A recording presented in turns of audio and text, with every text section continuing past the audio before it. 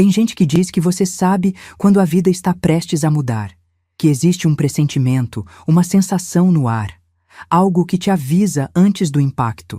Mas eu não senti nada daquilo. Naquela manhã de agosto, eu simplesmente acordei achando que seria um dia normal. Como eu estava enganada.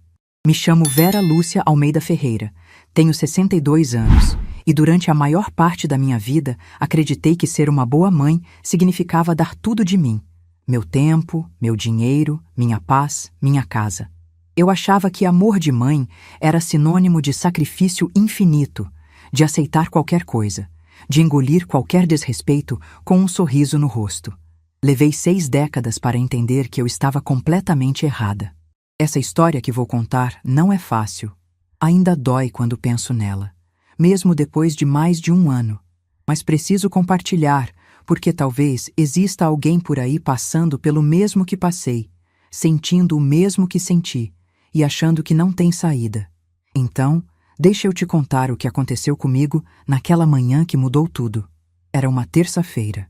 Lembro disso porque terça sempre foi meu dia de ir à feira comprar verduras frescas. Eu tinha voltado de viagem no domingo à noite, 3 dias numa pousada no interior, um presente que dei a mim mesma depois de muito tempo. Tinha sido maravilhoso estar sozinha, sem precisar me preocupar se estava incomodando alguém, se minha presença estava sendo um peso. Quando cheguei em casa no domingo, a casa estava vazia. Deixei um bilhete avisando que tinha voltado, subi para o meu quarto, tomei um banho e dormi. Estava exausta da viagem, daquele cansaço bom de quem aproveitou cada momento. Segunda-feira passou num borrão. Fiquei a maior parte do tempo no meu quarto, organizando as coisas da viagem, descansando. Não vi Marcos nem Patrícia o dia inteiro. Achei que estavam ocupados com trabalho. Mas naquela terça, quando acordei, algo estava diferente. O silêncio. Quem mora com outras pessoas sabe reconhecer os sons da casa. O barulho da cafeteira às 6:30 da manhã, o chuveiro ligando às 7, as portas abrindo e fechando, vozes conversando. Meu filho Marcos sempre foi barulhento pela manhã, desde pequeno. Eu costumava reclamar disso, mas com o tempo, aqueles sons se tornaram parte da minha rotina, me faziam sentir que não estava sozinha.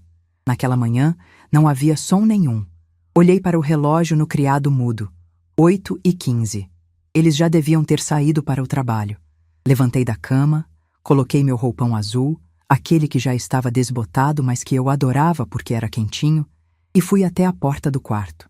Girei a maçaneta e abri devagar, ainda com aquele sono que gruda nos olhos. O corredor estava vazio, silencioso, mas era um silêncio diferente. Não era o silêncio de uma casa vazia temporariamente. Era o silêncio de abandono. Comecei a caminhar em direção à cozinha, e foi então que percebi. As fotografias que ficavam na parede do corredor tinham sumido. Aquelas fotos de família, de aniversários, de formaturas. Todas as molduras haviam desaparecido. As paredes estavam nuas, com apenas as marcas mais claras onde os quadros haviam ficado pendurados por anos. Meu coração começou a bater mais rápido. Senti aquele aperto no peito, aquela sensação de que algo estava muito errado. Entrei na sala e vi que os móveis tinham sido reorganizados. Alguns objetos meus não estavam mais lá. O vaso de cerâmica que eu tinha comprado numa viagem a Minas Gerais anos atrás. A manta de crochê que ficava no sofá. As almofadas que eu mesma tinha bordado durante noites de insônia. Fui até a cozinha quase correndo agora. Minhas chinelas batendo no chão de forma descompassada. Abri os armários com as mãos tremendo. Minhas xícaras preferidas não estavam mais lá. Os potes onde eu guardava café e açúcar tinham sumido. A panela velha que eu usava para fazer feijão, aquela que tinha décadas, que tinha alimentado meu filho desde criança, tinha desaparecido. Era como se estivessem apagando minha existência da casa, peça por peça. Como se eu fosse um fantasma que finalmente estava sendo exorcizado. Voltei para a sala cambaleando, apoiando a mão na parede para não cair. Foi quando vi a porta da frente. Aquela porta azul que eu mesma tinha pintado 3 anos atrás, num fim de semana ensolarado, onde me senti útil e produtiva. Fui até lá com as pernas pesadas, como se estivesse andando dentro d'água. Tentei abrir como sempre fazia, girando a chave que ficava pendurada no chaveiro ao lado. A chave entrou na fechadura, mas não girou. Tentei uma vez, 2 vezes, 3. Nada. Olhei mais de perto, com o coração disparado agora, e percebi: a fechadura era diferente. Nova, brilhante, reluzindo sob a luz da manhã que entrava pela janela. Alguém havia trocado a fechadura da minha porta. Senti minhas pernas fraquejarem. Apoiei as 2 mãos na porta, a madeira fria contra minhas palmas suadas. Respirei fundo 1, 2, 3 vezes, tentando processar, tentando entender. Foi então que vi o bilhete. Estava grudado na porta com fita adesiva, uma folha de papel comum dobrada ao meio. Reconheci a letra antes mesmo de pegar. Era a letra do Marcos. Aquela letra grande e meio torta que eu conhecia desde que ensinei ele a segurar um lápis pela primeira vez, desde que guiei sua mãozinha de 5 anos escrevendo o próprio nome. Peguei o papel com as mãos tremendo tanto que quase rasguei. Desdobrei devagar, como se estivesse abrindo uma sentença. E li: Mãe, arranje outro lugar para morar. A casa agora é minha e da Patrícia. Li 1 vez, li 2, li 3. Apenas aquilo. 2 frases. 16 palavras. Nenhuma explicação, nenhuma desculpa, nenhum me perdoa, nenhum eu preciso. Apenas uma ordem fria, como se eu fosse uma inquilina atrasada no aluguel. Como se aquela não fosse a casa que eu tinha comprado com meu próprio suor, onde eu tinha criado esse mesmo menino sozinha durante 29 anos. Fiquei ali parada, segurando aquele bilhete, olhando para aquelas palavras como se elas fossem mudar de sentido se eu olhasse tempo suficiente. Meu filho havia trocado as fechaduras enquanto eu dormia. Ele havia aproveitado que eu estava no meu quarto, no meu próprio quarto, para me trancar, para me expulsar, como se eu fosse lixo que precisava ser colocado para fora. Não chorei naquele momento. Acho que estava em choque. As lágrimas viriam depois, mas naquele instante só sentia um vazio enorme no peito, como se tivessem arrancado algo de dentro de mim e deixado apenas um buraco negro no lugar. Comecei a andar pela casa, tentando entender a extensão do que tinha acontecido. Cada passo era automático, meu corpo se movendo enquanto minha mente ainda tentava processar. Fui até o quarto que era de Marcos e Patrícia. A porta estava fechada, mas não trancada. Abri devagar, quase com medo do que ia encontrar. O quarto estava completamente vazio. Não havia mais cama. Não havia mais roupas no guarda-roupa. Não havia mais sapatos espalhados pelo chão como sempre tinha. As paredes nuas, o armário aberto e vazio. Até o cheiro deles tinha sumido. Eles não tinham saído para o trabalho. Eles tinham se mudado. E me deixaram para trás como quem abandona um móvel velho que não serve mais. Voltei para o meu quarto e sentei na borda da cama, as mãos ainda segurando aquele bilhete maldito. Olhei ao redor. Minhas coisas ainda estavam ali. Minhas roupas no guarda-roupa, meus livros na estante, minhas fotografias pessoais na cômoda. Mas eu estava presa, trancada dentro da minha própria casa como uma prisioneira. E foi nesse momento que as memórias começaram a vir, uma atrás da outra, como uma enxurrada implacável. Lembrei de Marcos com 3 anos, aquele rostinho molhado de lágrimas quando o pai foi embora. Lembrei de prometer para aquele menininho que nunca ia abandoná-lo, que sempre estaríamos juntos, que eu ia proteger ele de tudo. Que piada cruel. Lembrei de trabalhar de madrugada limpando escritórios, meus joelhos doendo de tanto esfregar chão, minhas mãos rachadas de produto de limpeza.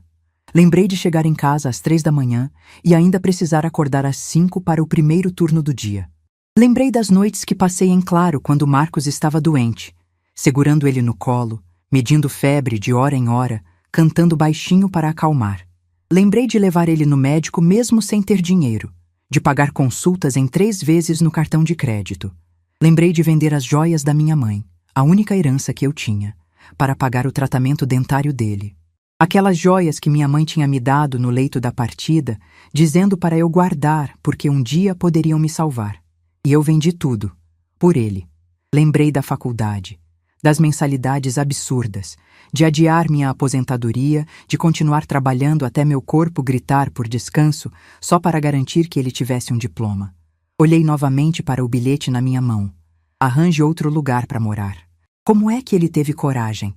Como é que o menino que eu embalei no colo, que eu alimentei quando estava com fome, que eu vesti quando estava com frio, que eu protegi de tudo e de todos, como é que esse menino conseguiu me fazer isso?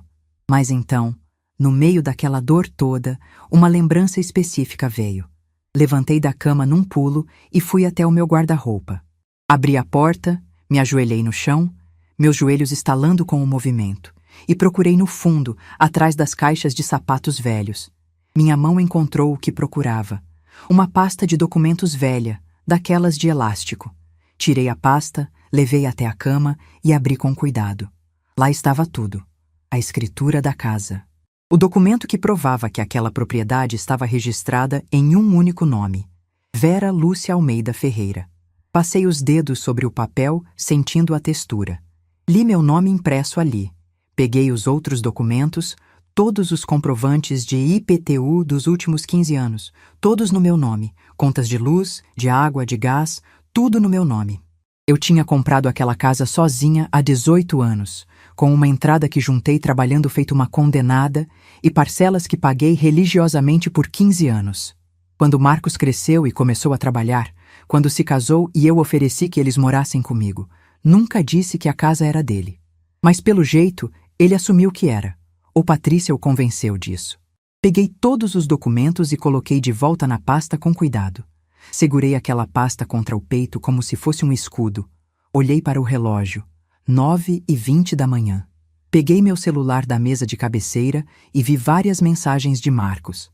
Tinham chegado durante a noite, enquanto eu dormia inocente, sem imaginar o que estava acontecendo do outro lado da parede. Abri as mensagens, mesmo sentindo aquele aperto no peito. Mãe, é melhor assim. Você vai entender. Patrícia e eu precisamos do nosso espaço. A gente não pode ficar morando com você para sempre. Vou mandar uma ajuda de custo todo mês. Não precisa se preocupar. Ajuda de custo. Como se eu fosse uma empregada sendo demitida. Como se 29 anos de sacrifício pudessem ser pagos com um depósito mensal de esmola. Não respondi. Minhas mãos tremiam tanto que mal conseguia segurar o telefone. Mas em vez de digitar uma resposta raivosa, em vez de ligar chorando, em vez de implorar para voltar, fiz algo diferente. Procurei nos contatos um nome que não via há meses. Dr. Sérgio. Ele era um advogado que tinha me ajudado anos atrás numa questão de inventário quando minha mãe faleceu. Um homem sério, competente, que sempre me tratou com respeito, mesmo eu sendo apenas uma faxineira aposentada. Disquei o número. As ligações chamaram uma vez, 2 vezes. No terceiro toque, ele atendeu. Dona Vera? Que surpresa! Como a senhora está? A voz dele era calorosa, genuína, e foi essa gentileza que quase me fez desmoronar. Mas segurei firme. Doutor Sérgio, eu preciso da sua ajuda. Minha voz saiu mais firme do que eu esperava. Meu filho me trancou para fora da minha própria casa. Silêncio do outro lado. Depois, como assim, Dona Vera? Contei tudo. As palavras saindo num jorro, mas mantendo a voz controlada. O bilhete, as fechaduras trocadas. Meus pertences sumindo, a casa vazia. E o mais importante, a escritura no meu nome. Quando terminei, Dr. Sérgio ficou em silêncio por um momento. Então disse, com uma voz que misturava indignação e determinação: Dona Vera, a senhora tem todos os direitos. Essa casa é sua. Legalmente, completamente sua. Vamos resolver isso. Desliguei o telefone 5 minutos depois com um plano. Um plano claro, legal, definitivo. Olhei ao redor do quarto mais uma vez. Depois fui até a janela que dava para os fundos da casa. Abri devagar. Graças a Deus, eles não tinham pensado em trancar as janelas. E desci pelo pequeno jardim que eu mesma tinha cultivado anos atrás. Meus pés tocaram a grama ainda úmida do orvalho da manhã. Contornei a casa, saí pelo portão lateral e fui até onde meu carro estava estacionado na rua. Abri o porta-malas. Minha mala ainda estava lá, da viagem que tinha feito. Roupas para 3 dias, produtos de higiene, documentos. Peguei a mala, coloquei a pasta de documentos junto e entrei no carro. Sentei no banco do motorista, coloquei o cinto de segurança com as mãos ainda tremendo levemente e liguei o motor. Antes de sair, olhei pela última vez para aquela casa através do retrovisor. A casa azul onde criei meu filho. A casa que pintei, que arrumei, que limpei milhares de vezes. A casa de onde ele me expulsou como se eu fosse uma estranha. Mas enquanto começava a dirigir pelas ruas do bairro, o sol da manhã batendo no para-brisa, senti algo que não esperava sentir. Não era desespero, não era derrota, não era nem medo. Era clareza absoluta. Clareza de que eu não ia implorar, não ia me arrastar, não ia aceitar aquela humilhação como se fosse merecida. Eu tinha criado meu filho para ser forte, independente, capaz de enfrentar o mundo. Tinha esquecido de me ensinar essas mesmas coisas, mas nunca é tarde para aprender. Enquanto dirigia, uma certeza tomava conta de mim. Aquele bilhete frio, aquelas fechaduras trocadas, aquele desrespeito covarde, não iam ficar sem resposta. Marcos achava que tinha ganhado, que tinha se livrado da mãe inconveniente que atrapalhava seus planos com Patrícia, que eu ia aceitar quieta, talvez até agradecer pela ajuda de custo que ele prometeu mandar. Mas ele cometeu 2 erros fatais. Primeiro, ele esqueceu de quem era a dona daquela casa. Segundo, ele esqueceu de quem era a mulher que tinha criado ele sozinha durante quase 3 décadas. A mulher que tinha enfrentado o mundo inteiro por ele. A mulher que tinha trabalhado até o corpo quebrar por ele. A mulher que, quando acuada, não desmorona. Ela luta. E Marcos ia descobrir que a mãe que ele expulsou não era a mesma mulher que ia deixar isso passar. Porque uma coisa é certa. Você pode tirar tudo de uma mulher. Pode tirar sua casa, sua paz, sua dignidade. Mas o que você não pode tirar é a força que nasce quando ela finalmente entende o próprio valor. E eu estava prestes a mostrar ao meu filho exatamente do que essa força era capaz.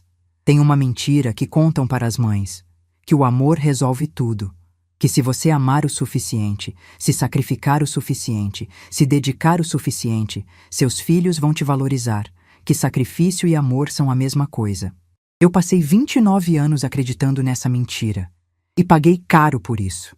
Deixa eu voltar um pouco no tempo. Deixa eu te contar como cheguei naquele ponto, porque ninguém acorda um dia expulso da própria casa sem que exista uma história inteira sangrando por trás disso. Eu tinha 30 anos quando Marcos nasceu.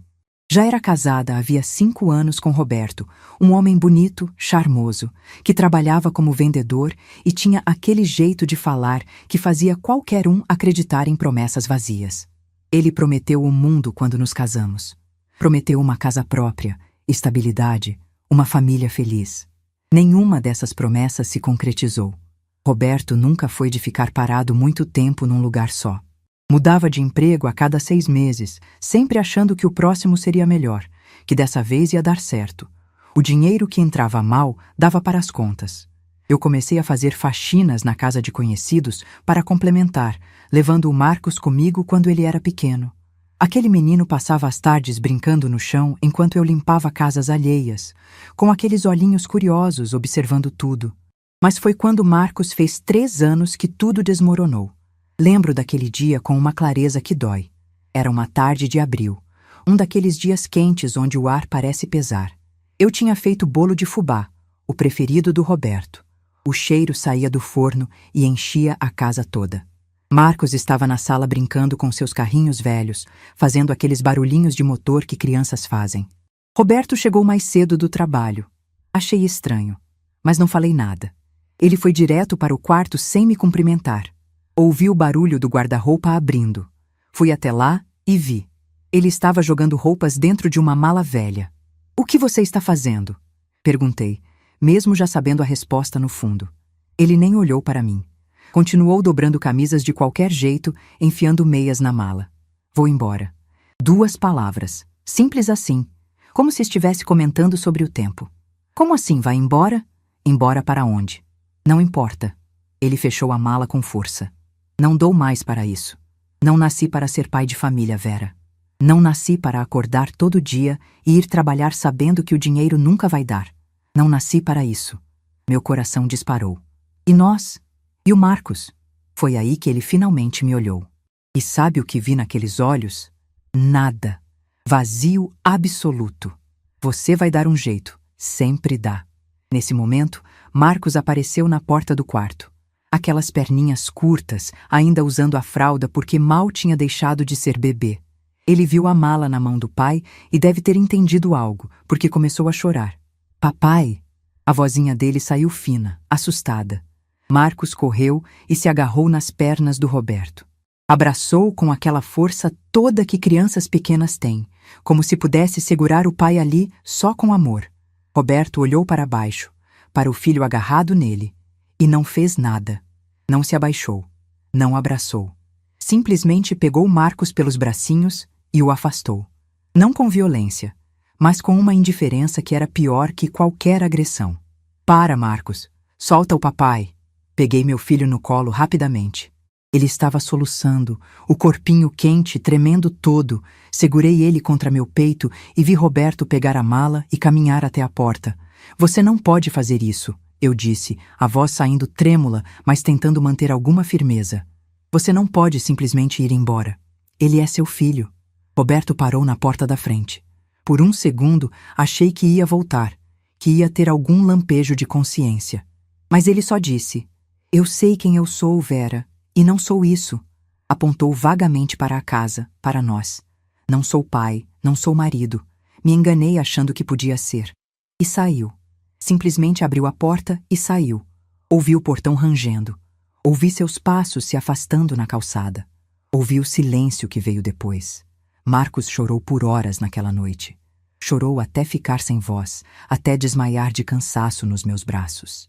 Eu fiquei sentada na cadeira da cozinha, embalando ele, cantando baixinho, enquanto o bolo de fubá esfriava na mesa. Nunca mais vi Roberto. Ele simplesmente desapareceu. Não mandou dinheiro, não ligou para saber do filho, não demonstrou o menor interesse. Anos depois, soube que tinha formado outra família em outro estado. Foi como se tivéssemos deixado de existir para ele. Naquela noite, depois de colocar Marcos para dormir, ele ainda soluçando mesmo no sono, sentei na cozinha e olhei ao redor. Tínhamos contas atrasadas, aluguel vencendo. Um filho de 3 anos que dependia completamente de mim. Sabe o que fiz? Tomei uma decisão que moldaria os próximos 29 anos da minha vida. Não ia deixar meu filho passar necessidade. Não ia deixar ele sentir falta de nada, só porque o pai tinha sido fraco demais para assumir suas responsabilidades. Eu ia ser mãe e pai ao mesmo tempo. Ia dar para Marcos tudo o que ele merecia, mesmo que isso me custasse tudo. Nos meses seguintes, consegui mais trabalhos. Limpava 3 casas diferentes de manhã, corria para casa no horário do almoço para ver Marcos, que ficava com uma vizinha que me cobrava um preço que eu conseguia pagar, e à noite ia empacotar compras no supermercado. Dormia 4 horas por noite quando tinha sorte. Meu corpo doía permanentemente. Minhas mãos ficaram ásperas, cheias de calos e rachaduras de tanto produto de limpeza. Meus joelhos começaram a estalar de tanto subir e descer escadas, limpando casas de 2 andares. Mas Marcos nunca passou fome. Nunca ficou sem roupa. Nunca soube, pelo menos enquanto era pequeno, o quanto era difícil. Os anos passaram assim, trabalhando feito condenada, criando meu filho sozinha, tentando ser forte quando o corpo pedia para desistir. Quando Marcos tinha 8 anos, aconteceu algo que testou meus limites. Foi num domingo. Estávamos na pracinha perto de casa, um dos poucos momentos de lazer que tínhamos. Marcos estava brincando com uns meninos da escola municipal onde estudava. Eu estava sentada no banco, aproveitando aquele momento de paz, vendo meu filho rir. De repente ele veio correndo até mim, os olhos brilhando daquele jeito que crianças têm quando estão empolgadas com algo. Mãe! Mãe! Ele pulava de um pé para o outro. Sabe o João e o Pedro? Eles estudam naquela escola ali. Apontou para um prédio bonito do outro lado da rua. Eles disseram que lá tem computador em todas as salas, e quadra de esportes de verdade, e a comida é boa. Olhei para o prédio. Conhecia aquela escola. Escola particular, cara, onde só filhos de pessoas com dinheiro estudavam. É uma escola bonita mesmo, eu disse, tentando manter a voz neutra. Eu posso estudar lá também, mãe? Os olhos dele estavam cheios de esperança. Por favor. O João disse que as aulas são muito legais. Senti meu coração se apertar. Olhei para aquele rostinho esperançoso e quis chorar. Como ia dizer para meu filho de 8 anos que não tinha dinheiro? Que a mãe dele trabalhava até cair de cansaço, mas ainda assim não conseguia pagar uma escola dessas? Deixa eu ver o que posso fazer, meu amor. Foi tudo o que consegui dizer. Naquela noite, depois de colocar Marcos para dormir, sentei com contas espalhadas na mesa da cozinha. Fiz cálculos, recálculos. Por mais que tentasse, não conseguia encaixar a mensalidade daquela escola no orçamento. Passei a semana inteira pensando nisso. Via o rostinho do Marcos, via aquela esperança, e não conseguia simplesmente dizer não. Foi quando fiquei sabendo que um escritório de advocacia estava precisando de alguém para limpar à noite. O trabalho era das 10 da noite às 2 da manhã. 4 horas. Eu aceitei sem pensar 2 vezes. Agora minha rotina era acordar às 5 da manhã, limpar casas até meio-dia, correr para casa, ficar com Marcos à tarde, colocá-lo para dormir às 9, sair para o supermercado das 9h30 às 10 e então ir direto para o escritório até às 2 da madrugada. Dormia 2, no máximo 3 horas por noite. Marcos estudou naquela escola particular dos 8 aos 11 anos. Foram os 3 anos mais exaustivos da minha vida. Houve noites que eu limpava aquele escritório chorando de cansaço, esfregando o chão com as lágrimas escorrendo. Houve madrugadas que meu corpo simplesmente não queria mais responder. Mas toda vez que Marcos chegava em casa empolgado, contando sobre algo que tinha aprendido, sobre os amigos que tinha feito, eu achava que valia a pena. Quando ele fez 11 anos, as mensalidades aumentaram e eu não consegui mais pagar. Tive que tirá-lo de lá. Ele chorou, reclamou, disse que era injusto. E era. Mas não havia o que fazer. Poucos anos depois, quando Marcos tinha 15, veio a questão do aparelho dentário. O dentista disse que era urgente, que se não corrigisse agora, os problemas seriam muito piores no futuro. O tratamento custava uma fortuna para mim, mas eu sabia que era necessário. Foi então que lembrei das joias da minha mãe. Ela tinha falecido 2 anos antes, vítima de uma condição delicada no coração. Antes de partir, me chamou no hospital e me entregou uma caixinha. São as joias que sua avó me deu. Ela disse, a voz fraca. Guardem com carinho. Um dia podem te salvar. Dentro tinha um colar de pérolas antigas, um anel de ouro com uma pedra pequena e brincos que minha avó tinha usado no dia do próprio casamento. Não eram peças caríssimas, mas tinham valor sentimental imenso. Eram a única herança que eu tinha. Peguei a caixinha e fui numa joalheria. O homem que me atendeu avaliou as peças rapidamente. Posso dar 5.000 reais por tudo. Eu sabia que valia mais. Sabia que ele estava me oferecendo menos do que deveria. Mas eu não tinha tempo para negociar, não tinha conhecimento para discutir. Apenas disse, aceito. Ele contou o dinheiro ali mesmo. Notas amassadas que juntei na bolsa com as mãos tremendo. Saí daquela joalheria com o coração apertado, sentindo que tinha traído a memória da minha mãe. Mas o tratamento do Marcos precisava ser pago. Quando contei para ele que tinha conseguido resolver o problema do dinheiro, ele me deu um abraço apertado e disse, obrigado, mãe. Você é a melhor mãe do mundo. Naquele momento, achei que tinha feito a escolha certa. Os anos continuaram passando.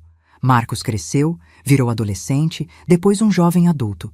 Eu continuava trabalhando, me sacrificando, fazendo de tudo para dar oportunidades para ele.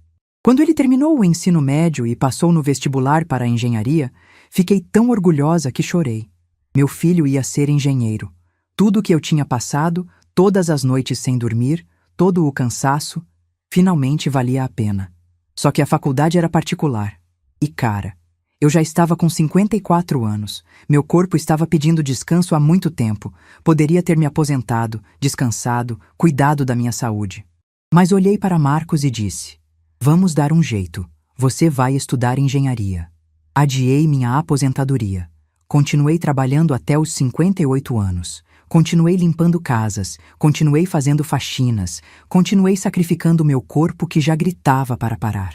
As mensalidades eram absurdas. Houve meses que eu não comia direito para conseguir pagar. Houve meses que passei frio porque não tinha dinheiro para comprar um casaco novo.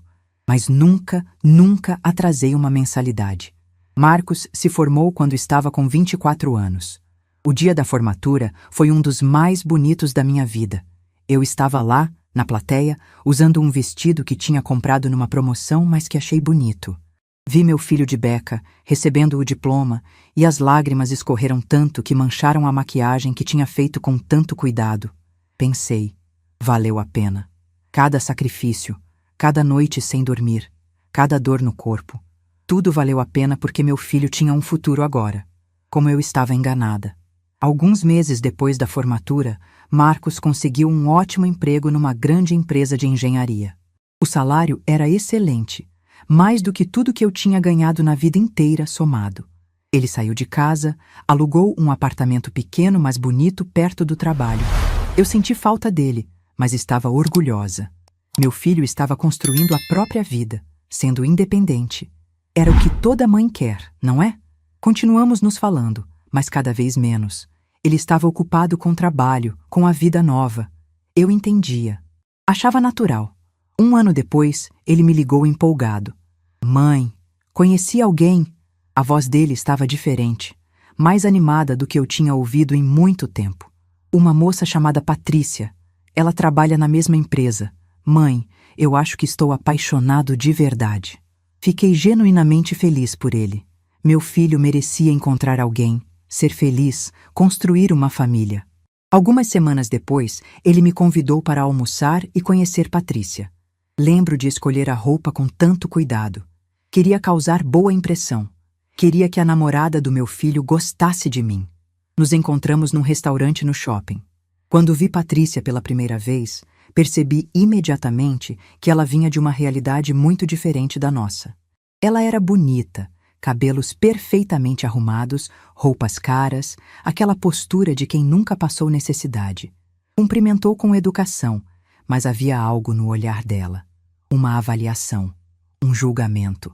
Durante o almoço, ela fez perguntas sobre minha vida. A senhora trabalha com o quê, dona Vera? Sou aposentada agora, mas trabalhei a vida toda como faxineira e em supermercado. Vi o olhar. Aquele olhar rápido que ela trocou com Marcos. Não disse nada, mas não precisava. O olhar disse tudo. Ela vinha de família com dinheiro. O pai era médico, a mãe professora universitária. Estudou em escolas boas a vida inteira. Nunca precisou trabalhar durante a faculdade. Nunca soube o que era passar necessidade. E eu era a mãe faxineira do namorado dela. Continuamos conversando, mas senti o desconforto o tempo todo. Patrícia fazia comentários sutis sobre o restaurante ser diferente do que estava acostumada, sobre como era interessante conhecer pessoas de outras realidades. Marcos não disse nada, só ficou lá, quieto, deixando a namorada fazer aqueles comentários passivo-agressivos sobre a mãe dele. Foi a primeira vez que senti uma pontada real de decepção. Eles continuaram namorando. Patrícia vinha em casa de vez em quando, na casa que eu tinha comprado com tanto esforço, e sempre tinha um comentário. Nossa, essa casa é bem antiga, né?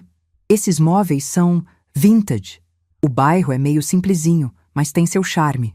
Cada palavra era uma pequena facada, mas eu engolia, porque queria que Marcos fosse feliz. Um dia ela sugeriu com aquele sorrisinho educado, mas cruel. Dona Vera, a senhora já pensou em comprar roupas mais atuais? O Marcos está numa posição importante na empresa. Seria bom se a família dele, sabe, correspondesse à imagem. Marcos estava sentado do lado e não disse absolutamente nada. Não me defendeu. Não falou para a namorada que estava sendo desrespeitosa. Simplesmente continuou mexendo no celular como se não tivesse ouvido nada. Naquele momento, algo dentro de mim rachou, mas eu ainda não estava pronta para enxergar.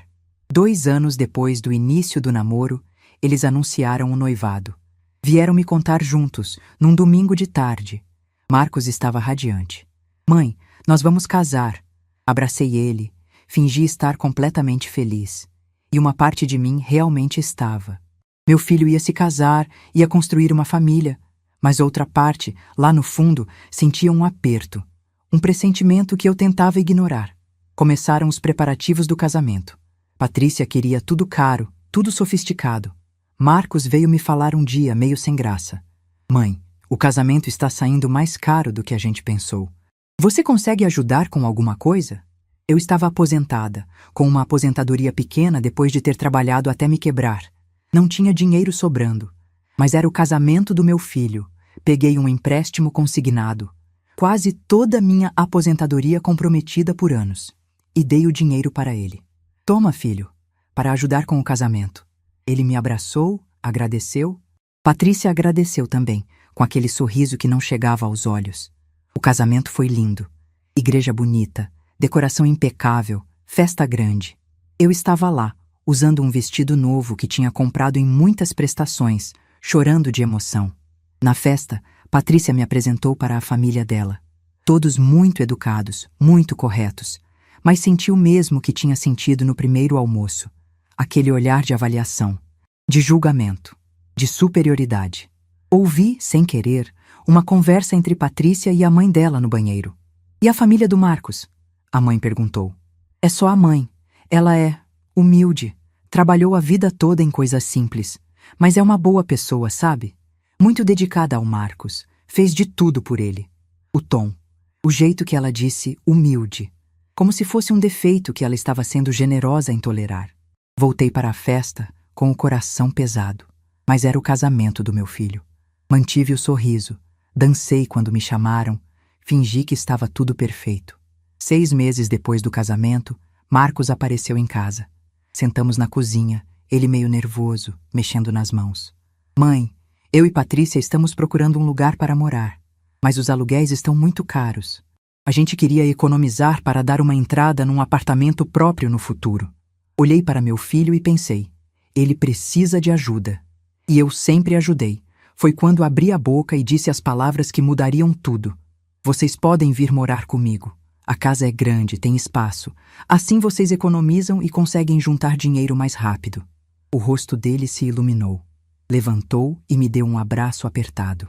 "Obrigado, mãe. Você é a melhor mãe do mundo. Vou falar com a Patrícia." Eu achei naquele momento que estava fazendo a coisa certa, que estava ajudando meu filho a construir o futuro dele, que nossa relação ia ficar mais próxima, que eu finalmente ia ter aquela sensação de família completa que nunca tive. Como eu estava terrivelmente enganada. Eles se mudaram 3 semanas depois. E foi naquele dia que comecei, lentamente, a me tornar invisível na minha própria casa. Porque o que aconteceu nos 2 anos e meio seguintes foi uma lição dolorosa sobre uma verdade que levei 60 anos para aprender. Sacrifício não é amor quando apenas uma pessoa está se sacrificando. E nunca, nunca deveria ter permitido que amor de mãe se transformasse em autorização para ser tratada como se eu não valesse nada. Existe uma diferença entre convidar alguém para morar na sua casa e ser expulsa da sua própria vida. Eu aprendi essa diferença da pior forma possível, dia após dia, durante 2 anos e meio que foram me transformando de dona da casa em fantasma que perambulava pelos próprios cômodos. No início, eu realmente achei que ia dar certo. Quando Marcos e Patrícia se mudaram, eles trouxeram tudo num caminhão de mudança. Móveis novos, eletrodomésticos modernos, caixas e mais caixas de coisas. Lembro de estar empolgada, ajudando a descarregar, dizendo onde poderiam colocar cada coisa. Foi Patrícia quem começou a reorganizar. No primeiro dia, ela olhou ao redor da sala com aquela cara que eu já conhecia, aquela expressão de quem está avaliando e achando tudo insuficiente. "Dona Vera, a senhora se importa se eu mudar algumas coisinhas de lugar? É que eu tenho umas ideias para otimizar o espaço." Otimizar o espaço. Como se minha casa precisasse de otimização. Mas eu disse que não me importava. Afinal, ela ia morar ali também. Era justo que se sentisse confortável. No final da primeira semana, a sala estava completamente diferente. O sofá que eu tinha comprado com tanto esforço, aquele que tinha durado 15 anos, foi para o quartinho dos fundos. No lugar, o sofá novo deles, de couro, moderno. Minha estante de livros foi para o meu quarto. As fotografias da parede tinham desaparecido. "Onde estão as fotos?" perguntei, tentando manter a voz calma. "Ah, eu guardei no armário do seu quarto, Dona Vera." Patrícia disse isso sem nem olhar para mim, ocupada ajeitando almofadas novas. "É que a gente queria colocar uma decoração mais contemporânea. Mas não se preocupe, suas fotos estão guardadas com cuidado." Guardadas. Minha vida inteira guardada num armário. Marcos estava por perto, montando a TV nova deles. Grande, moderna, nada a ver com a minha televisão antiga, que funcionava perfeitamente bem. "Marcos, você não acha que podíamos ter deixado pelo menos algumas fotos?" Ele me olhou de relance, distraído. "Mãe, Depois a gente vê isso. A Patrícia entende mais de decoração. Aquelas palavras, tão simples, tão devastadoras. A Patrícia entende mais. Como se eu não entendesse da minha própria casa. Nos primeiros meses, tentei me adaptar. A casa ficou diferente, mas era só decoração, eu dizia a mim mesma. O importante era que estávamos juntos, éramos uma família. Mas logo começaram as reclamações sobre minha comida. Eu sempre cozinhei. Era uma das coisas que eu fazia bem, que me dava prazer. Aprendi com minha mãe a fazer feijão temperado do jeito certo, arroz soltinho, aqueles pratos simples mas gostosos que sustentaram meu filho a vida inteira. Um dia fiz almoço como sempre fazia. Feijão, arroz, bife acebolado, farofa. Coloquei a mesa, chamei eles. Patrícia sentou, olhou para o prato e fez aquela cara. Dona Vera, a senhora não acha que usa sal demais? Olhei para o prato. Estava temperado normalmente, como sempre fiz. Está salgado? Perguntei. É que eu não estou acostumada com comida tão pesada. Minha mãe cozinha de um jeito mais leve, sabe? Menos fritura, menos tempero. Marcos comeu em silêncio, sem dizer nada. Posso temperar diferente na próxima vez. Eu ofereci, sentindo aquele aperto no peito. Seria ótimo. É que a gente precisa cuidar da saúde, né? Comida muito gordurosa não faz bem. Comida gordurosa. Como se eu estivesse tentando envenená-los. Comecei a mudar meu jeito de cozinhar. Menos sal, menos tempero, menos fritura. Mas nunca estava bom o suficiente. Sempre tinha um comentário. Ainda está meio pesado. O feijão da minha mãe é mais cremoso. Será que a senhora não podia fazer aquelas receitas mais modernas? Tipo saladas diferentes? Um dia, Patrícia começou a cozinhar ela mesma. Dizia que queria dar um tempo para mim, que eu merecia descansar. Mas o recado era claro. Minha comida não servia mais. Foram 3 semanas com ela cozinhando. Pratos que eu não conhecia, com nomes estranhos, legumes que eu nunca tinha usado. Marcos elogiava tudo. Nossa, amor, isso está delicioso. Você cozinha muito melhor que no restaurante. E eu ali, sentada à mesa, comendo em silêncio a comida que não tinha feito, na minha própria cozinha. Depois de um tempo, voltei a cozinhar. Mas algo tinha mudado. Eu não cozinhava mais com prazer. Cozinhava com medo de críticas. Foi piorando aos poucos, tão devagar que eu quase não percebia. Patrícia começou a reclamar do cheiro da casa. Dona Vera, quando a senhora cozinha, fica com aquele cheiro de comida por horas. Não tem como abrir as janelas? Era inverno, estava fazendo frio. Mas eu abria as janelas mesmo assim. Ela comprou ambientadores caros e espalhou pela casa toda, para tirar aquele cheiro de casa velha, ela disse. Casa velha. Minha casa tinha cheiro de casa velha. Comecei a cozinhar cada vez menos. Quando cozinhava, abria todas as janelas, ligava o exaustor no máximo, queimava incensos depois para disfarçar o cheiro de comida. Na minha própria cozinha, eu me sentia uma invasora. Mas o pior ainda estava por vir. Tinha uma noite específica que nunca vou esquecer. Aconteceu mais ou menos 1 ano depois deles terem se mudado. Era aniversário do Marcos. Ele estava fazendo 31 anos. Eu tinha 61 anos na época e ainda acreditava que podia ser uma boa mãe se me esforçasse o suficiente. Preparei o dia com tanto carinho. Acordei cedo, fui na confeitaria e comprei o bolo que ele sempre amou desde criança. Bolo de chocolate com cobertura de brigadeiro. Custou caro, quase metade da minha aposentadoria daquele mês, mas era o aniversário do meu filho. Valia cada centavo. Também comprei um presente. Uma carteira de couro bonita, daquelas que vêm em caixa, com a marca estampada. Tinha visto ele comentando com Patrícia que precisava trocar a dele que estava velha. Gastei a outra metade da aposentadoria naquela carteira. O mês seria apertado, mas não me importei. Preparei um jantar especial. Fiz o macarrão à bolonhesa que era o prato preferido dele quando criança. Lembro de quantas vezes cozinhei aquilo quando ele voltava da escola, os olhinhos brilhando de fome. Coloquei a mesa com a toalha bonita, aquela de linho que eu guardava para ocasiões especiais. Acendi velas, deixei tudo arrumado, bonito, especial. Esperei eles chegarem do trabalho com o coração apertado de ansiedade boa. Aquela sensação de que tinha feito algo certo, que ia agradar. Quando a porta se abriu e Marcos entrou, cantei parabéns. Minha voz saiu meio trêmula de emoção. Ele sorriu, me abraçou, agradeceu. Obrigado, mãe. Mas Patrícia entrou logo atrás e olhou para a mesa. Franziu a testa. Aquela expressão que eu já conhecia tão bem. Dona Vera, a senhora não comentou nada sobre ter convidado pessoas. Não convidei ninguém, é só para nós três mesmo. Pensei que podíamos jantar juntos, comemorar. Ah, ela trocou um olhar com Marcos, um olhar que eu não entendi, mas que me deixou gelada. É que a gente tinha combinado de jantar fora hoje. Eu até já reservei mesa num restaurante italiano. Senti o chão desabar debaixo dos meus pés. Mas é aniversário do Marcos. Eu preparei tudo. Fiz o prato preferido dele. Patrícia suspirou, daquele jeito que deixava claro que estava sendo muito paciente com alguém difícil. A senhora deveria ter perguntado antes, Dona Vera. A gente tem nossa rotina, nossos planos. Não dá para a senhora simplesmente decidir as coisas sem avisar. Sem avisar. Na minha casa. Sobre o aniversário do meu próprio filho. Olhei para Marcos, esperando que ele dissesse alguma coisa. Que lembrasse que eu sempre fiz o aniversário dele desde que ele era pequeno. Que eu era a mãe dele. Que aquele jantar tinha sido feito com amor, com sacrifício, com tudo que eu ainda tinha para dar. Mas ele só disse sem me olhar nos olhos. É, mãe, a gente já tinha combinado. Desculpa, você devia ter avisado antes. Devia ter avisado. Devia ter pedido permissão. Na minha casa. Para fazer aniversário do meu filho. Mas eu fiz o bolo. Minha voz saiu pequena, quase sumindo. E comprei um presente. Vi a caixa embrulhada em cima da mesinha da sala.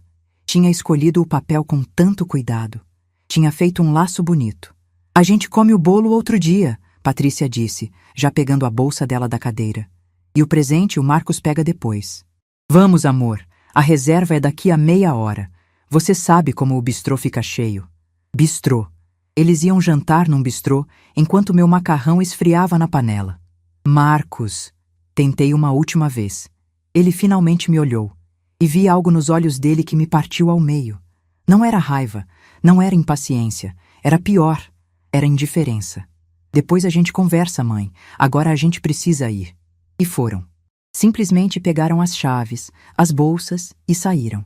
Ouvi o carro ligando, o barulho do motor se afastando pela rua. Fiquei ali parada no meio da sala, olhando para aquela mesa que eu tinha arrumado com tanto amor. As velas ainda acesas, derretendo devagar. O macarrão fumegando. A toalha de linho que eu tinha passado com ferro. Voltei para a cozinha num transe. Olhei para o bolo na caixa em cima da pia. Bolo de chocolate com brigadeiro. O favorito dele. Foi quando desmoronei. Sentei no chão da cozinha. O chão que eu mesma tinha escolhido quando reformei a casa anos atrás. E chorei. Chorei como não chorava desde que Roberto tinha ido embora. Mas aquela dor era diferente. Porque Roberto era um homem fraco que fugiu das responsabilidades.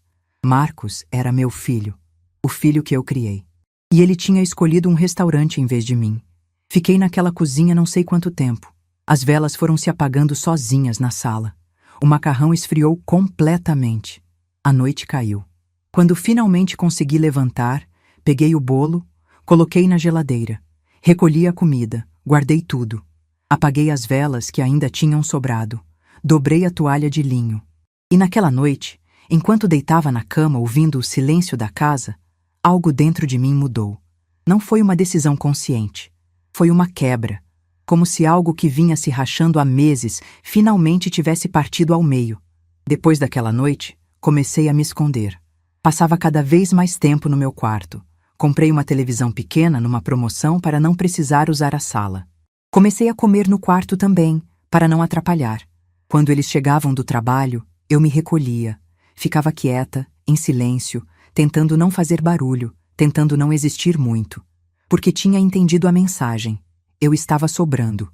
Saía de casa cada vez mais. Ia na praça, sentava lá por horas olhando as crianças brincando, as mães conversando.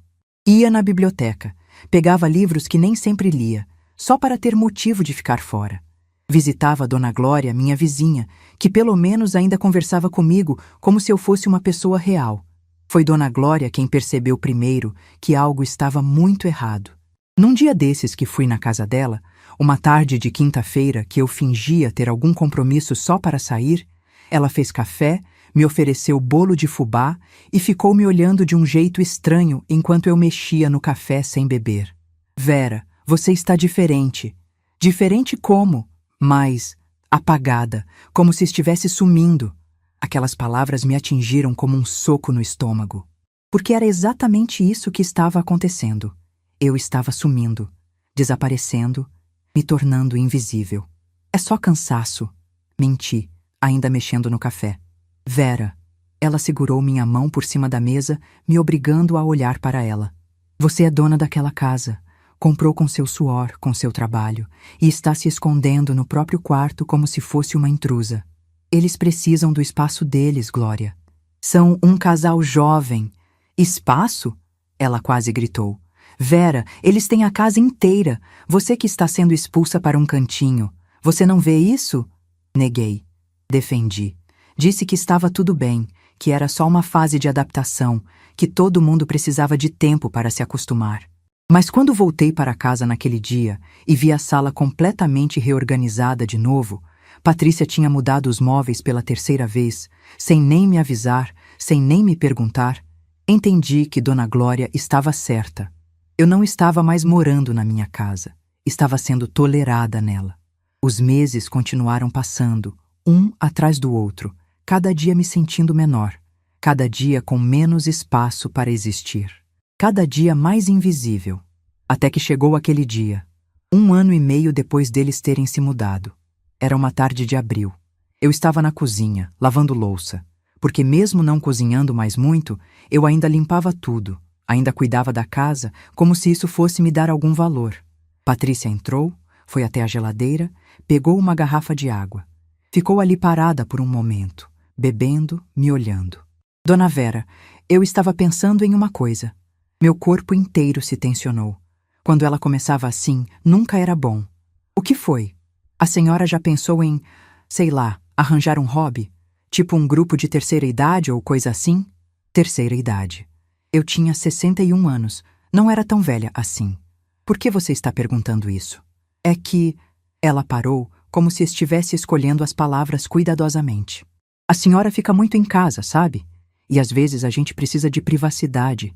Eu e o Marcos. Somos um casal. A senhora entende, né? Entendi perfeitamente. Ela queria que eu sumisse, que desaparecesse, que deixasse eles viverem como se eu não existisse. Vou pensar nisso. Foi tudo que consegui dizer, as mãos tremendo dentro da água ensaboada da pia. Naquela noite, deitada na cama, olhando para o teto rachado que eu nunca tinha conseguido consertar, tomei uma decisão. Precisava sair dali. Nem que fosse por uns dias.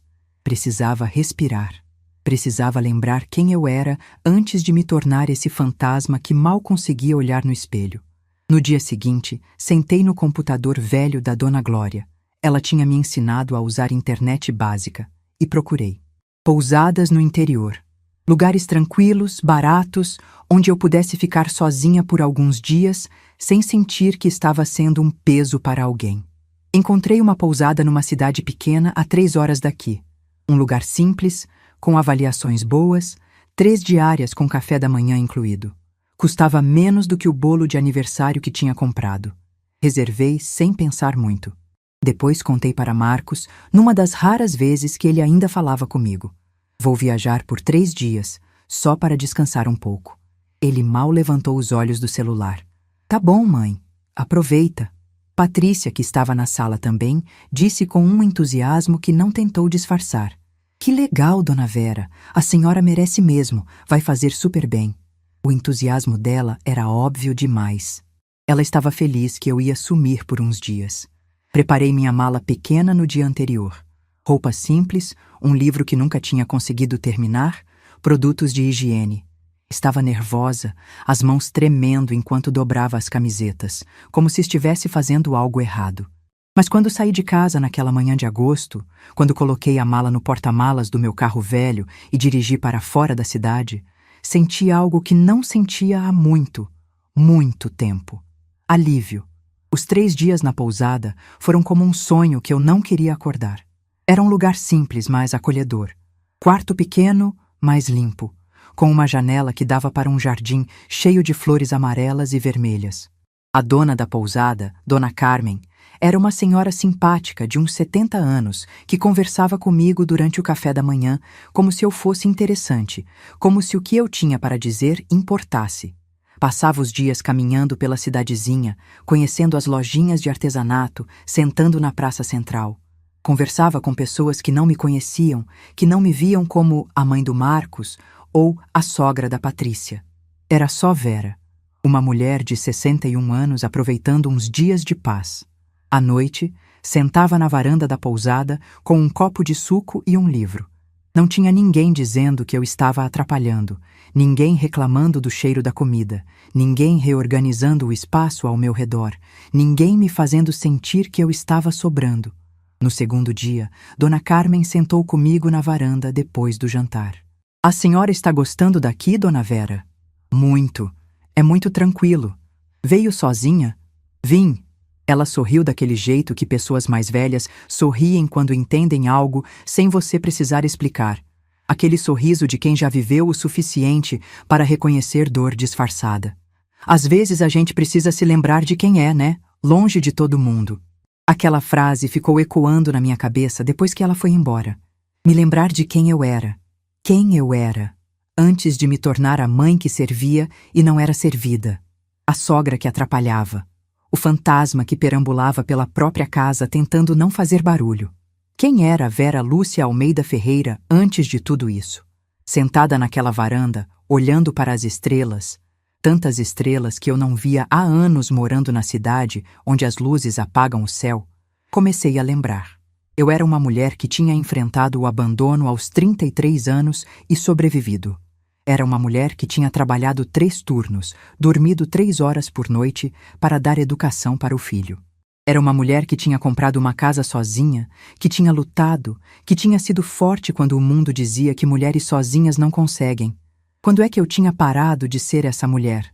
No terceiro dia, no último dia antes de voltar, sentei na praça da cidade olhando crianças brincarem e fiz algo que não fazia há muito tempo. Liguei a câmera do celular e tirei uma foto de mim mesma. Estava sem maquiagem, com o cabelo solto e um pouco bagunçado pelo vento, usando uma roupa simples. Mas havia algo diferente no meu rosto. Um brilho nos olhos que não via há anos. Uma expressão que não era de cansaço ou medo. Era de vida. Olhei para aquela foto por um longo tempo e pensei, essa sou eu. Essa é quem eu sempre fui por baixo de tudo que me fizeram acreditar que eu era. Voltei para casa no domingo à tarde, com o coração apertado, mas com algo diferente dentro de mim. Uma sementinha de consciência que tinha sido plantada e que estava começando a brotar. Quando cheguei em casa, a rua estava silenciosa. Estacionei, peguei a mala do porta-malas. A casa parecia normal de fora, mesma casa azul, mesmo jardim.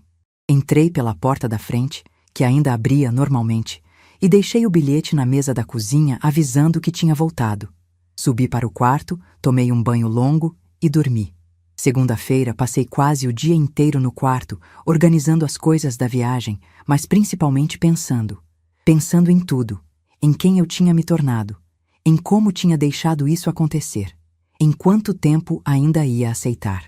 Foi naquela noite de segunda-feira, deitada na cama, mas ainda acordada, que ouvi vozes vindas da sala.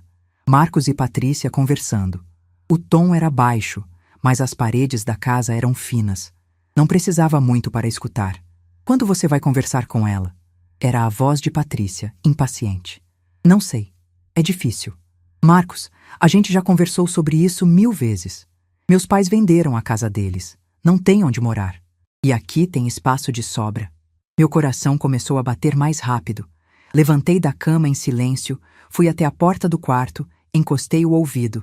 Mas é a casa da minha mãe. É, mas ela não precisa desse espaço todo. Ela fica trancada no quarto o tempo inteiro de qualquer jeito. 3 quartos vazios, Marcos. 3. E meus pais estão desesperados, não têm onde ir. O comprador da casa deles já assumiu. Silêncio. Um silêncio pesado. Não sei, Patrícia. Parece errado. Errado? Errado é a gente apertado, sendo que tem espaço. Errado é seu sogro sem ter onde morar. Você não gosta dos meus pais? Não é isso. Então o quê? A gente podia falar para sua mãe que seria melhor ela procurar um apartamento menor. Tipo aqueles para idosos, sabe? Ela teria companhia, gente da idade dela. Seria até melhor para ela. Cada palavra era uma facada. Mas eu continuei ouvindo, congelada. Não sei se ela ia aceitar, Marcos disse. Mas a voz dele não tinha convicção. Não tinha defesa de mim. A gente não precisa pedir, Marcos. A casa é sua. Você morou aqui a vida inteira. É praticamente sua. A gente só precisa conversar com ela, explicar que faz mais sentido ela ter um lugarzinho dela, pequenininho, mais fácil de cuidar. E se ela não quiser? Pausa. Então a gente vai ter que tomar uma decisão difícil, mas eu não vou deixar meus pais na rua enquanto tem 3 quartos vazios aqui. Ouvi passos. Me afastei da porta rapidamente, voltei para a cama. Meu coração batendo tão forte que pensei que eles iam ouvir do corredor. Dormi naquela noite, mas acordei várias vezes, minha cabeça girando. Será que eles realmente iam fazer isso? Será que Marcos ia pedir para eu sair? Será que ele achava mesmo que a casa era dele? Terça-feira acordei com aquela sensação estranha no peito, como se o ar estivesse diferente, mais pesado. Levantei, coloquei o roupão, fui até o corredor. Foi quando percebi o silêncio, as fotos que tinham sumido meses atrás. E então vi a porta da frente, a fechadura nova, brilhante. E o bilhete. E o resto você já sabe. Porque essa história te trouxe de volta para aquela manhã de agosto que mudou tudo. Para aquele momento em que descobri que enquanto eu estava fora, respirando, tentando me lembrar de quem eu era, eles tinham executado o plano que tinham discutido na noite anterior. Não tiveram coragem de me dizer na cara. Não tiveram coragem de esperar eu voltar e conversar como adultos. Não tiveram coragem nem de me dar um prazo, um aviso, uma chance.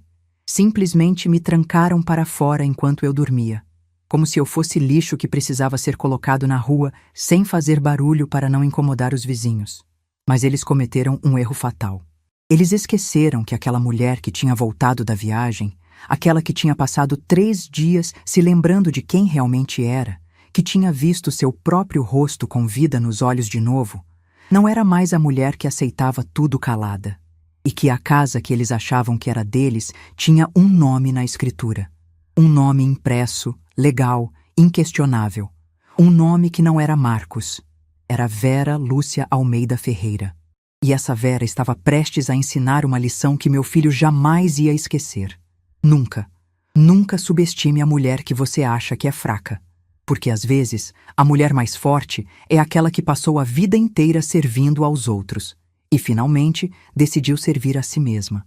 E essa força, quando finalmente acorda, não pede licença. Ela age. Existe um momento na vida em que você percebe que não pode mais voltar atrás.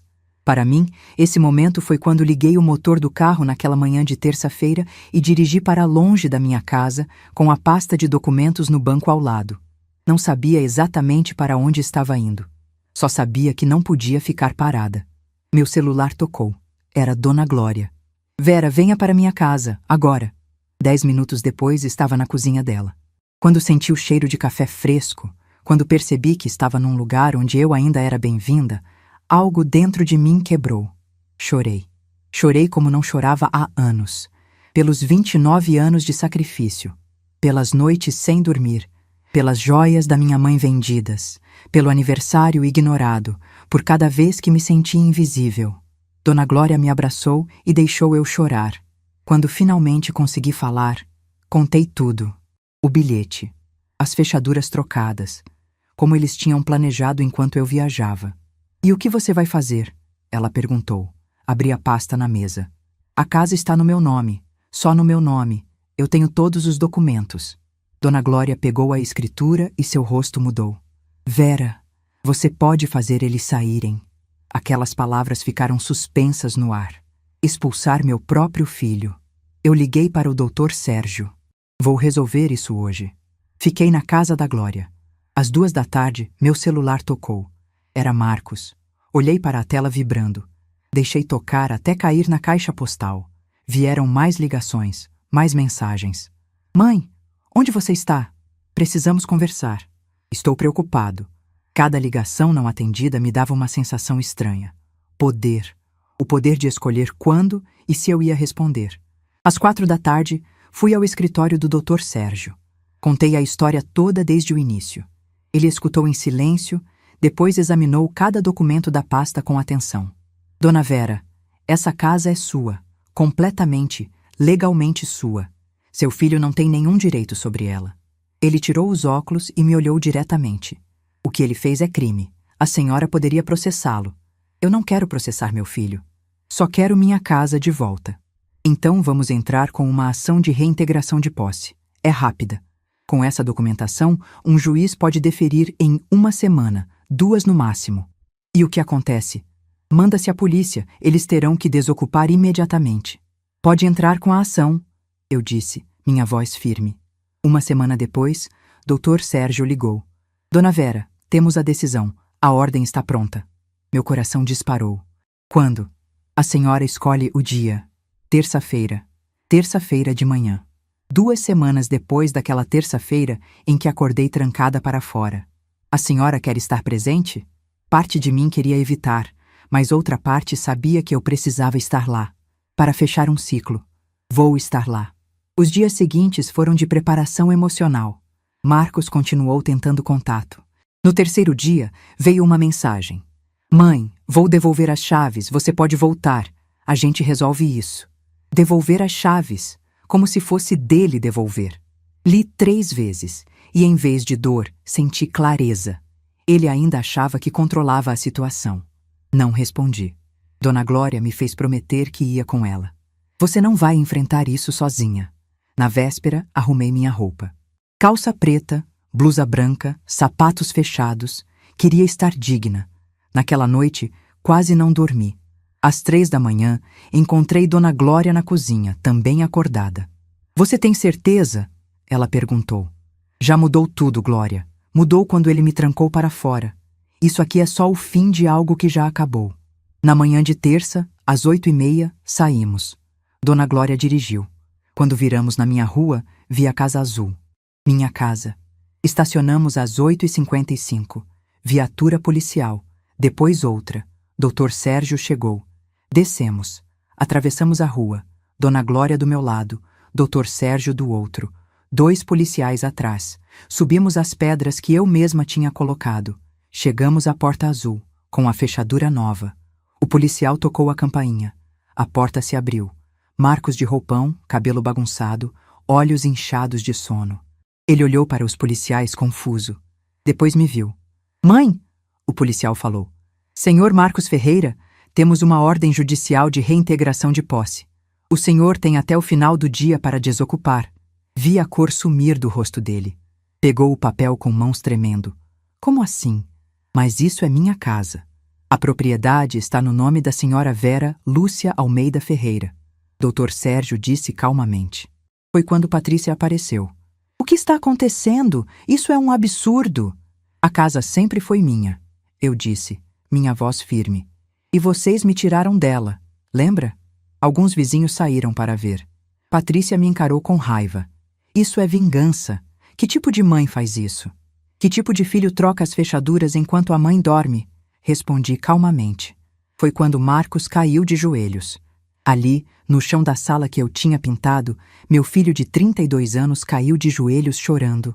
Mãe, eu sinto muito. Eu não sabia que a casa era sua. A Patrícia disse que era minha. Eu não quis te machucar. Olhei para aquele homem chorando. Meu filho, que eu tinha embalado no colo, protegido de tudo. Senti meu coração apertar. Senti vontade de ceder. Mas então lembrei do bilhete, das fechaduras. Dos anos me tornando invisível, do aniversário ignorado, e entendi que não era vingança. Era sobre ensinar. Ensinar que mães não são escadas que você chuta depois de subir, que amor não autoriza desrespeito, que eu tinha valor. Vocês têm até o final do dia. Foi tudo o que disse. Patrícia puxou Marcos com força. Levanta! Para de se humilhar! Ela me olhou com ódio. A senhora vai se arrepender. Vai ficar velha e sozinha. Não respondi. Não tinha mais nada a dizer. Eles entraram. Ouvi vozes alteradas. Patrícia gritando. Marcos chorando. O caos. Fiquei na porta com Glória. Ela segurou minha mão. Você está bem? Lágrimas escorrendo agora. Estou bem. E estava.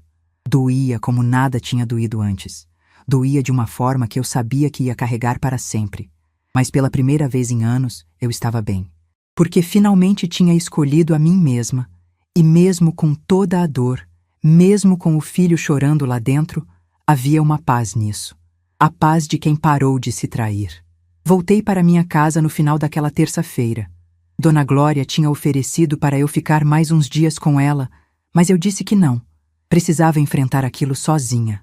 Quando abri a porta, com minhas próprias chaves, que doutor Sérgio tinha providenciado, a casa estava silenciosa. Mas era um silêncio diferente. Não era o silêncio de abandono, era o silêncio do recomeço. Caminhei pelos cômodos devagar. Eles tinham levado quase tudo. O sofá de couro estava lá, mas sem as almofadas. A TV grande tinha sumido. A cozinha estava vazia, armários abertos, alguns pratos quebrados no chão. Fui até o quarto que era de Marcos quando criança. Entrei pela primeira vez em meses. A cama pequena ainda estava lá, aquela que eu tinha comprado quando ele tinha 5 anos. As paredes ainda tinham as marcas dos adesivos de super-heróis que ele amava. Foi ali que desmoronei. Sentei no chão daquele quarto e chorei. Chorei por tudo que eu tinha perdido. Não pela casa, essa eu tinha de volta, mas pelo filho que eu achei que tinha criado. Pela ilusão de que sacrifício gera gratidão.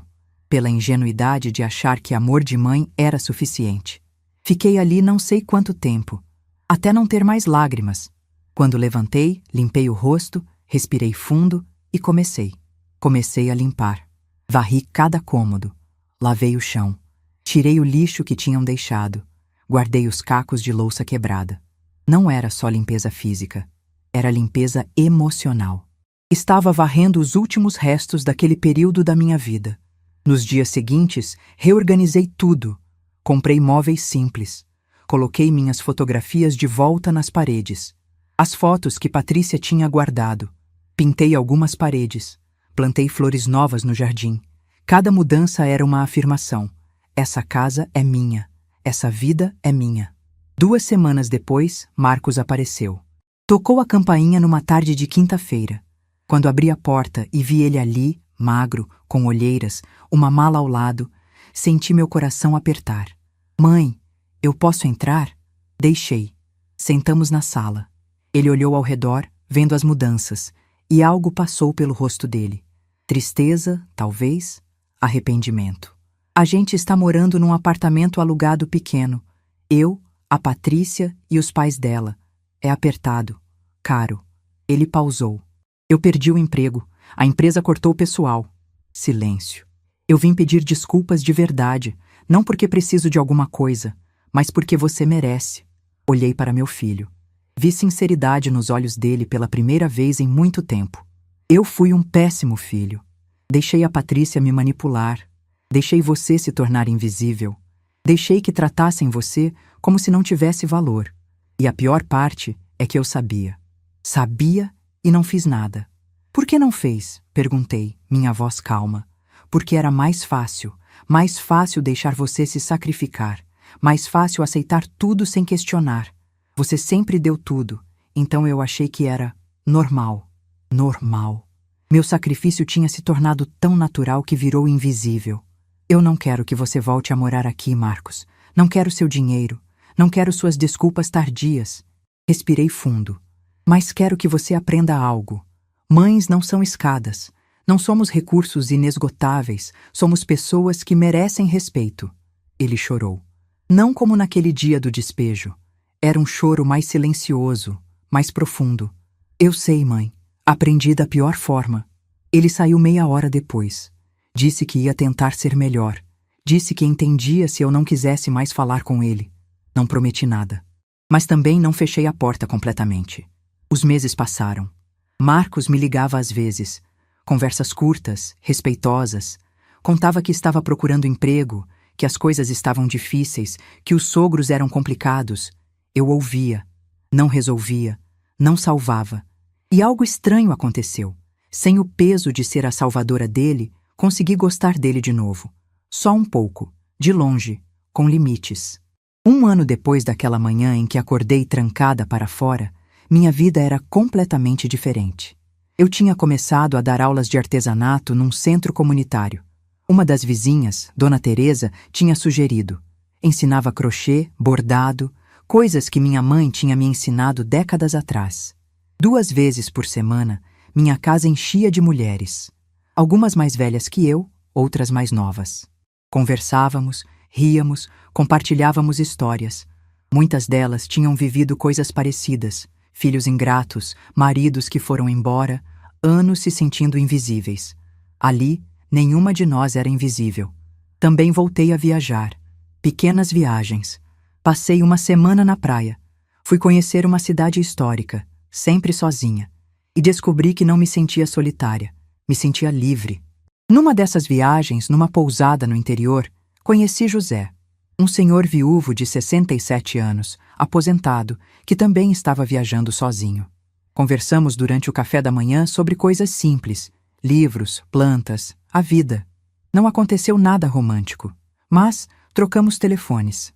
Ele me ligava às vezes, conversávamos, era leve, sem expectativas, sem peso. No meu aniversário de 63 anos, fiz uma festa pequena em casa. Dona Glória, as amigas do artesanato, alguns vizinhos, José que veio de outra cidade. Marcos me ligou. Perguntou se podia passar para dar os parabéns. Disse que sim. Ele chegou com um presente simples, um cachecol que tinha comprado. Ficou meia hora, conheceu minhas amigas, viu minha casa cheia de vida e percebi algo nos olhos dele. Admiração, respeito. Você está bem, mãe, de verdade. Estou. Finalmente. Hoje, quando conto essa história para as mulheres das minhas aulas, sempre digo a mesma coisa. Nunca é tarde para recuperar sua dignidade. Nunca é tarde para escolher você mesma. Algumas perguntam se me arrependo, se não foi muito duro, se não foi cruel. E eu respondo, foi a coisa mais difícil que já fiz. Expulsar meu próprio filho. Mas também foi a coisa mais necessária. Porque descobri algo fundamental. Amor de mãe não significa aceitar humilhação. Criar um filho não me obriga a ser invisível. Dignidade vale mais que qualquer vínculo de sangue quando esse vínculo te sufoca. Aprendi que sacrifício sem respeito não é amor, é autodestruição. Aprendi que nunca é tarde para dizer basta. Aprendi que a mulher mais forte não é aquela que aguenta tudo. É aquela que sabe quando parar de aguentar. Marcos está reconstruindo a vida dele. Conseguiu um emprego novo, mudou para um apartamento melhor, está pagando suas próprias contas. Nos falamos. Com respeito, com limites. Não voltamos a morar juntos. Nunca voltaremos. Mas ele aprendeu. E eu também.